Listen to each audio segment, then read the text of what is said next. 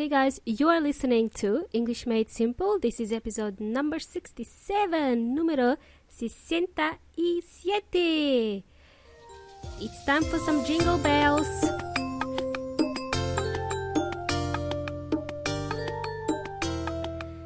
Hey muchachos, hola.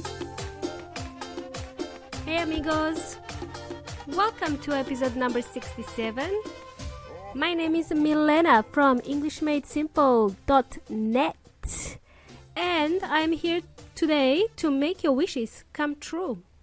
Wishes relating to English, that's what I meant. Unfortunately, I cannot perform any other miracles like teaching you how to fly by flapping your arms, or turn water into beer, or even make you invisible. I can't do that. The only miracle I can do is teach you English and make you a fluent speaker of English. And I can only grant you wishes pertaining to English, okay? Anyway, how are you, amigos? Excuse my manners. I didn't ask you how you were doing, just started blabbing and talking nonsense.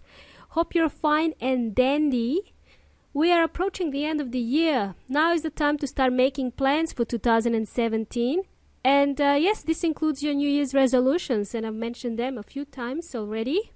When making plans for next year, amigos, or when setting goals for next year, not just for next year, but setting goals in general, you should ensure that your goals are SMART. And I will explain what I mean by this. In today's episode, I'm going to give you 5 steps to setting SMART goals. I've learned this when I was studying at a university in New Zealand. I went to study in New Zealand at Auckland University of Technology, and then later in my corporate career working for different companies. We worked on SMART goals every year. It was part of our performance review. So I'm going to use this short and sweet episode to give you this valuable information. I'm going to share this valuable knowledge that you won't find anywhere in any English learning textbook. So, listen up.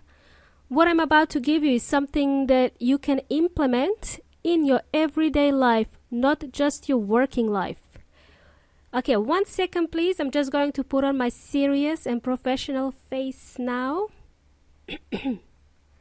Radio. As I mentioned earlier, I am here to help you set SMART goals. What I mean by this literal translation is metas inteligentes. SMART is actually an acronym, and it stands for specific, measurable, achievable, realistic, and timely. We can also say specific, measurable, attainable, realistic, and time-based. Now, this acronym helps us set goals, the ones that can be easily tracked and executed. The SMART goals will help us stay on track with achieving our goals, and most importantly, it will keep us motivated. And why is this important? You know, we could have a goal that's airy-fairy or something that's impossible to implement. Like, for example, a goal could be, one day I want to fly to the moon. Quiero volar a la luna. It's more of a wishful thinking than a goal that's realistic. If you want to know what wishful thinking is, then please go back to the last episode, number 66. I explain it all in there. Now, okay, you want to fly to the moon. Is this something that's really going to happen next year? Well, more likely in the next 20 to 50 years from now, but who knows where we will be then? So what we need to do is set a goal that's more specific. One that can be measured, a goal that is attainable or achievable, that's realistic and time-based. But how will you do that? Here's an example of a more realistic goal. I want to speak English fluently. Okay, it's a start. Actually, this statement, I want to speak English fluently, sounds more like a wish than a goal. It sounds like you only have a desire to speak English fluently, which is fine, no issues there. But how can you speak English fluently? So one way to make your goal specific is to think about the subject, the who, the what, the where, and the when of your goal. Let's now turn that into a SMART goal. Let's turn I want to speak English fluently into a SMART goal using the acronym SMART. S-M-A-R-T. We have to make it a more tangible goal. In other words, we have to make it something that we can see, hear, or feel when we finally achieve this goal. For example, here's a SMART goal. Listen up. By December 2017, I am able to confidently talk about myself in English without stopping. Or even more specific goal, by December 2017, I am able to confidently talk about myself in English when I visit Australia. Another example, remember, if you want, you could phrase your goals in the present tense or in the future tense. By phrasing it in the present tense, it will make you feel as though you have already achieved it, which is awesome, which is great. So here are some other goals to consider. Number one, I am reading one book in English every month, 12 books a year by end of December 2017. I am attending an English course that will help me pass IELTS, TOEFL or FCE by end of March 2017. Another goal could be I am practicing English online every week with an English teacher so that I can become fluent by end of December 2017. I want to give you more examples of some SMART goals. I will weigh 58 kilos, able to fit into size 8 jeans and feel amazing by December 2017. I will drink 8 glasses of water every day by December 2017.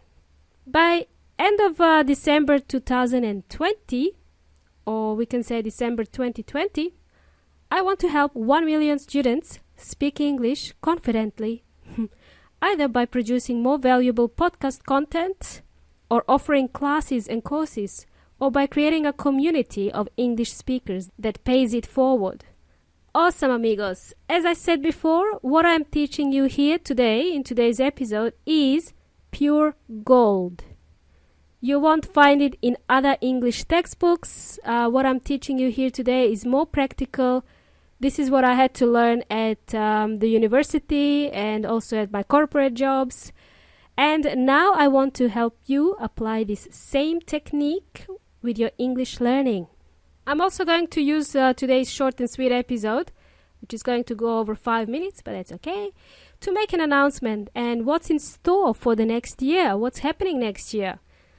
Well, the new English Made Simple website will be launched next month. The new look of English Made Simple website will be launched next month, hopefully. I'm so excited about that. If not next month, then February for sure. And lastly, as always, I will be here answering your questions. If you have a burning question that you would like to ask me, something that you simply must know, I will be here to answer your questions. Just send me a message. You can contact me via English Made Simple website or post your questions in the Facebook group called English Made Simple. I answer every question. I am sure that other people will have the same questions as you, so don't be shy to ask me any questions. I don't bite. I will answer them here on this podcast. Also, what I'm planning to do is to interview some students who have done exams in the past and who can give you tips, who can share some tips with you to help you pass your exams, whether you're doing IELTS or TOEFL or FCE exams. I have plans to give you tips on how to prepare for job interviews, preparing your CVs and working in an office. What's it like working in an office, writing emails, and so on. My plan for next year is to expand your vocabulary about something that's more relevant to you and to your profession. I already have a couple of wishes, including Marcela's from Chile, to talk about medical and pharmaceutical professions, so I will draw on my experience and share them here on this podcast. Also, next year, the year of the rooster, according to the Chinese calendar, or in Spanish that would be El Año del Gallo.